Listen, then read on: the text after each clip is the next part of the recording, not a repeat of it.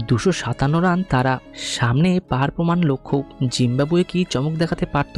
লড়াই করলো তারা, কিন্তু শেষ পর্যন্ত ভারতই দেখালো কেন তারা ফেভারিট। তবে এই জয়ের মাঝেও রয়ে গেল কয়েকটা অস্বস্তিকর প্রশ্ন। সো চলুন আমরা কথা বলি ভারত বনাম জিম্বাবুয়ের ম্যাচকে নিয়ে। স্কোরবোর্ড দেখলে মনে হবে একতরফা ম্যাচ, কিন্তু মাঠের ভিতরে গল্পটা অনেক বেশি নাটকীয়, অনেক বেশি বিশ্লেষণযোগ্য।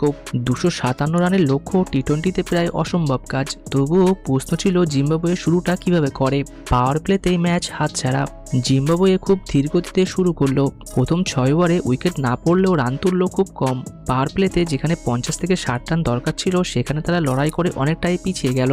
এখানেই ম্যাচের মোড় ঘুরে যায়। তবে একটা বড় সুযোগ পেয়েছিল ভারত। পাওয়ার প্লের শেষ ওভারে বরুণ চক্রবর্তীর বলে মারুমানি ক্যাচ তুলেছিলেন। রিঙ্কু সিং অনেকটা দৌড়ে প্রায় সম্ভব জায়গায় পৌঁছে গেছিলেন, কিন্তু ক্যাচটা হাত ফসকে গেল।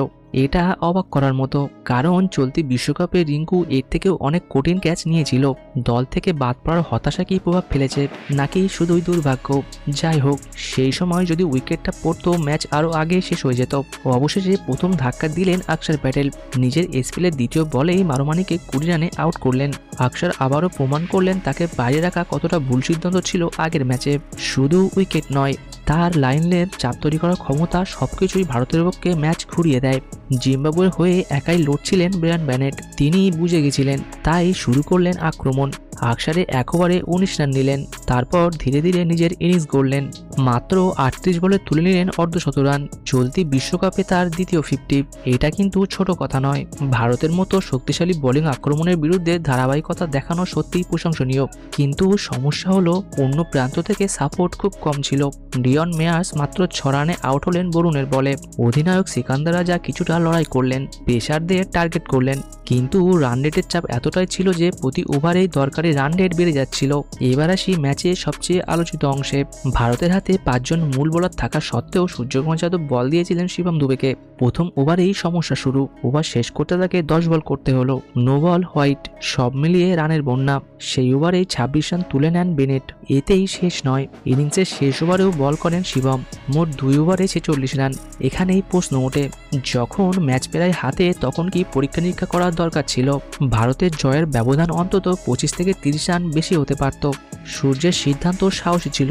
ম্যাচ পুরো জিম্বাবুয়ের হাতে চলে যেতে পারেনি একটাই কারণ, আশদীপ সিং। তিনি জুটি ভাঙলেন, সিকন্দর রাজাকে 31 রানে আউট করলেন, আর সেই ওভারে রায়ানকে 0 রানে ফেরালেন। 1 ওভারেই ম্যাচের শেষ আশা নিভে গেল। সবচেয়ে কষ্টের জায়গাটা হয়তো এখানেই। বেনেট 97 রানে অপরাজিত থেকে গেলেন, কারণ বোলিং আক্রমণ তাকে পুরোপুরি থামাতে পারেনি। শেষ পর্যন্ত 6 উইকেটে 184 রানে থেমে গেল জিম্বাবুয়ে, এবং ভারত ম্যাচ জিতল স্বাচ্ছন্দ্য ব্যবধানে। হ্যাঁ, ভারত জিতেছে, কিন্তু একটা বিষয় চিন্তার। যেভাবে বেনেট ও সিকান্দার বুমরার বিরুদ্ধে বড় শট খেললেন, তাতে শক্তিশালী দলের বিরুদ্ধে এই ভুল চলবে না, বিশেষ করে ওয়েস্ট ইন্ডিজের মতো পাওয়ার হিটারদের বিরুদ্ধে। ডেথ ওভারে নিয়ন্ত্রণ হারালে সমস্যা বাড়বে। তো বন্ধুরা, আপনারা কি মনে করেন, শিবম দুবেকে বল দেওয়া কি ঠিক সিদ্ধান্ত ছিল? রিঙ্কুর ক্যাচ মিস কি ম্যাচের প্রভাব ফেলতে পারত? কমেন্টে জানান আপনার মতামত। ভিডিওটি ভালো লাগলে লাইক ও শেয়ার দিন, এবং সাবস্ক্রাইব করতে ভুলবেন না। চলুন দেখা হচ্ছে পরের ভিডিওতে। ধন্যবাদ।